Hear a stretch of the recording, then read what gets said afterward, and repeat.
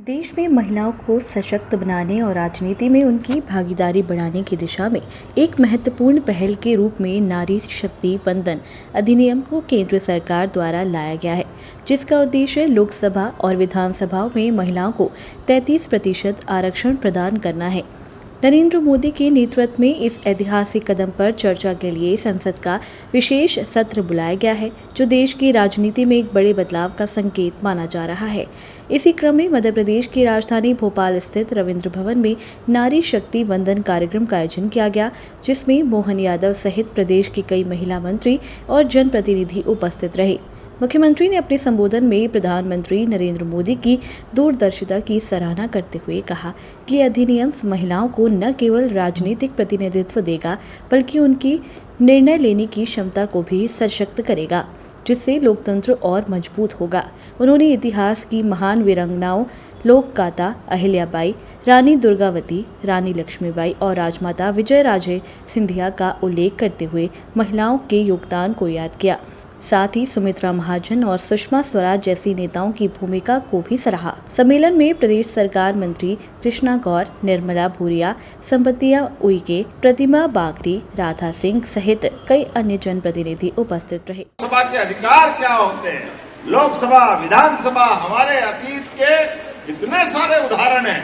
सारे उदाहरण की तो बात करेंगे तो रानी दुर्गावती से लगाकर मध्य प्रदेश तो बहुत समृद्ध है। अकबर के सामने जो कभी नहीं झुकी, 52 युद्ध में लड़ते लड़ते आखिरी युद्ध में अपने प्राणांत करते हुए भी मध्य प्रदेश सहित देश को गौरवान्वित करने वाली धरती रानी दुर्गावती की धरती हमारी है, मध्य प्रदेश की धरती। रानी झांसी, अरे नाम लो तो इतने नाम है। कोई अहिल्या माता का नाम हमारी शोभा दीदी ने बताया इसे।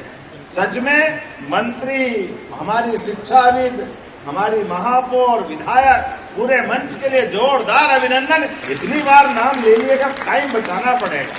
सच में हमारी सारी बहनों से समृद्ध और ये सभागार में मौजूद समस्त अतिथिगण, आगंतुक अतिथिगण और सारी बहनें, हमारी सरकार के बनने के बाद हमने भी बहुत सारे निर्णय किए, लेकिन मुझे गर्व है हमारी अहिल्या महारानी की 300वीं जयंती मनाने का भी गौरव मध्य प्रदेश सरकार को मिला है।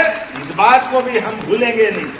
जिनने अपने शासन की व्यवस्था में शासन के सूत्रों के माध्यम से, यद्यपि शासन तो उनका केवल 5 जिलों में था, लेकिन सांस्कृतिक राष्ट्रवाद की भावना के बलबूते पर मुगल सत्ता के उस दौर में भी लगा के बनारस में बाबा विश्वनाथ का मंदिर बनना चाहिए तो गंगा के किनारे घाट भी बनाया और बाबा विश्वनाथ का धाम का आनंद भी आया।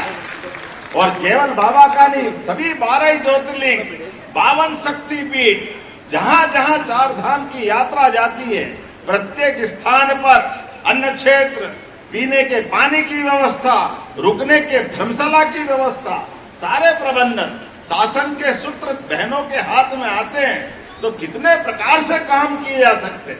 ऐसे कई उत्कृष्ट उदाहरण उनके भी भरे पड़े हैं। मुझे मालूम है आज आपके बीच में ये सारे विषय आए, लेकिन